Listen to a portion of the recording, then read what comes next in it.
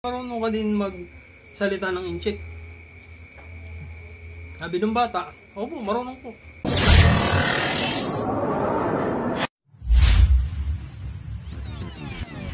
Please like, follow, and share. Salamat.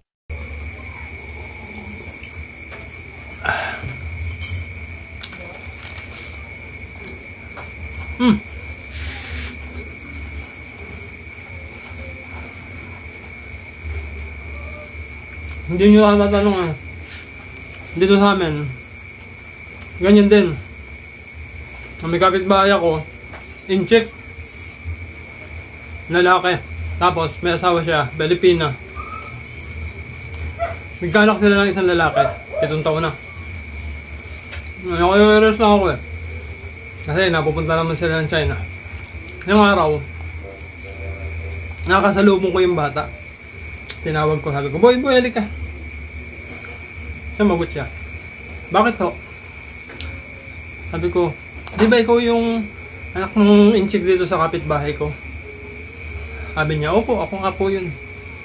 Eh di, sabi ko sa kanya, eh di marunong ka din magsalita ng inchik. Sabi ng bata, opo, marunong po. Eh di, sabi ko, sige nga, magsalita ka rin ng inchik. Sabi ng bata, tumingin sa akin, sinabi niya, inchik.